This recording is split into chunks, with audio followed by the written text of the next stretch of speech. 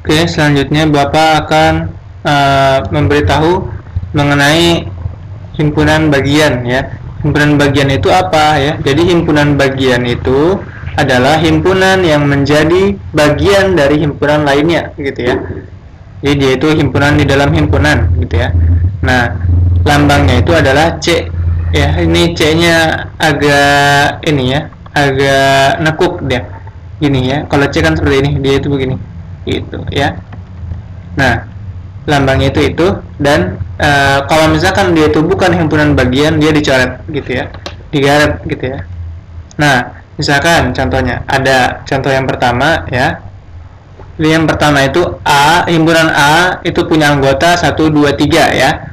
Dan S ya, S ini lambang himpunan semesta ya. Kita sudah belajar himpunan semesta itu ini maaf belum ini ya. Nah, himpunan semestanya itu bilangan asli ya. Nah, berarti A itu adalah himpunan bagian dari himpunan semesta gitu ya. Jadi himpunan bilangan asli kan itu kan ada 1, 2, 3, 4 dan seterusnya gitu ya. Nah, 1 2 3 ini termasuk juga nih, termasuk bilangan asli gitu ya. Maka A itu adalah himpunan bagian dari himpunan semesta bilangan asli gitu ya. Oke, lanjut. Yang kedua contohnya adalah A itu punya anggota 1 2 3 4 5. Sedangkan B punya anggota 1 sampai 8 ya. B ini lebih besar ya, daripada A gitu ya. Nah, A ini termasuk himpunan bagian dari himpunan B. Kenapa? Karena anggota dari A ya, anggota dari himpunan A itu ada juga di himpunan B gitu ya. B-nya lebih besar. Maka A ini himpunan bagian dari B seperti itu. Lanjut ya. Ini kita selanjutnya akan membahas mengenai menghitung jumlah himpunan bagian ya. Ada caranya ya. Jadi misalkan contoh langsung ya kita A sama dengan 1 2 3 ya.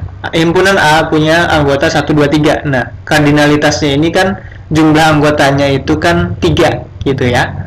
1 2 3. Nah, ada cara sulit ya. Cara sulitnya itu seperti ini. Himpunan bagian A ya, cara mencari jumlah himpunan bagian ya, itu cara sulitnya seperti ini ya, dengan satu anggota dengan 0 anggota ya, 0 anggota dia itu seperti ini ya. Nah, himpunan kosong dia, himpunan kosong adalah anggota ya, himpunan kosong adalah himpunan bagian dari setiap himpunan ya. Karena itu harus ditulis gitu ya. Lanjut, ini 0 anggota, ini 1 anggota. 1 anggota itu dia itu himpunannya itu 1 ya, 2 3 gitu ya. Ini kan nih 1 2 3 nih, ya dipisah dia, dikombinasikan 1 2 3, tapi cuma satu anggota. Lanjut, 2 anggota. 2 anggota itu dituliskannya jadi 2 kombinasinya dia. 1 2 ya. Terus ada lagi 2 1 3 ya. Terus ada lagi 2 3 gitu ya. Nah, kenapa Pak kok enggak 2 1 gitu ya? Nah, 2 1 ini sama aja dengan 1 2 gitu ya. Jadi tidak usah diulangi gitu ya. Walaupun di depan dan di belakang dia tetap sama gitu ya. Berarti cuma 3 nih ya, 2 anggota. Lanjut yang 3 anggota. 3 anggota itu berarti kombinasinya 3 ya, 1 2 3 gitu. Ada 3 anggota dia. Gitu. Nah, kita cukup sampai 3 aja ketika kardinalitasnya itu cuma 3. Tapi kalau misalnya 4 lanjut ya, dia 4 gitu ya. Kayak gitu.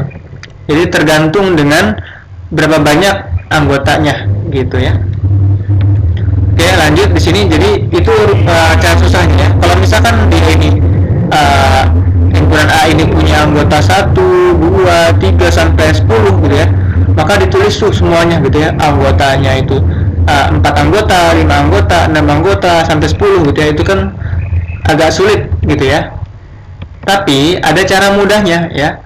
Ketika kita mencari seluruhnya ya, seluruh jumlah seluruhnya dari himpunan bagian suatu himpunan, ya, ada rumusnya, yaitu seperti ini: 2 pangkat n, ya. N ya, ini kardinalitas ya. Ketika dia itu, misalkan kita pakai ini dulu deh ya, n-nya itu 3 ya, maka jumlah totalnya itu berapa gitu ya? Jumlah totalnya itu adalah 2 pangkat 3 gitu ya. 2 dikali 2 dikali 2 ya. 2 kali 2 4, 4 kali 2 8 ya. Benar nggak sih 8? Kita lihat coba. 1 ya, kita hitung 1 2 3 4 5 6 7 8. Benar ya? Jumlahnya benar 8 anggota gitu ya, 8 buah gitu ya, 8 buah kombinasi. Nah, ini untuk menghitung totalnya aja ya. Tapi coba kalau misalkan kita disuruh yang cuma 4 anggota kombinasinya 4 itu berapa gitu ya, yang cuma kombinasinya 3 berapa. Nah, itu pakai rumus ini nggak bisa dia gitu kan. Nah, bisanya pakai segitiga Pascal ya. Cara membuat segitiga Pascal adalah seperti ini: kalian tulis 1 ya, habis itu kalian tulis kiri kanannya 1 gitu ya, terus ujung lagi 1 lagi gitu ya. Nah, cara isi tengahnya itu seperti ini: 1 ditambah 1 sama dengan 2, tulis di sini gitu ya. Nah, lanjut lagi, ini 1 ditambah 2 ya, itu 3 ya. 2 ditambah 1 ya, itu 3, tulis di sini, di tengah-tengahnya ya. Nah, satunya ini tetap ya di samping seluruhnya 1, kalau misalkan 1 itu. Ini 1 lagi gitu ya. Misalkan kalau misalkan 4 ya, dia kardinalitasnya itu 4 ya. Maka kalian tulisnya di sini sampai 4, sampai ketemu angka 4. Cuma karena kita di sini itu kardinalitasnya 3 ya, ini soal ini, maka kita cuma tulisnya di 3 aja gitu ya. Sampai sini aja gitu ya, sampai ketemu angka 3, ini 3 gitu ya. Oke, jadi misalkan cara mencarinya, cara menggunakan segitiga Pascal itu adalah seperti ini. Ini berarti 0 anggota ya, jumlah 0 anggota. Ini jumlah 1 anggota. Yang ini jumlah 2 anggota. Yang ini jumlah 3 anggota. Benar ya, kita lihat dari sini ke atas. Ini 0, ini 0 ya. Ini 1 ya, maaf. 1 anggota, ini 1 anggota, benar ya? 0 anggota nih. 0 anggota. Ada 1 dia, benar ya? Terus lanjut di sini dia kalau misalkan 1 anggota, dia itu ada 3. Kita lihat ke atas. Ini 1 anggota, benar ya, dia ada 3. 1 2 3 gitu ya. Ini sama juga 2 anggota ada 3, 1 2 3.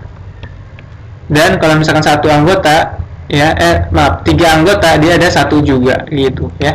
Jadi segitiga Pascal ini bisa kalian gunakan ketika mencari hanya anggota tertentu aja ya, seperti itu.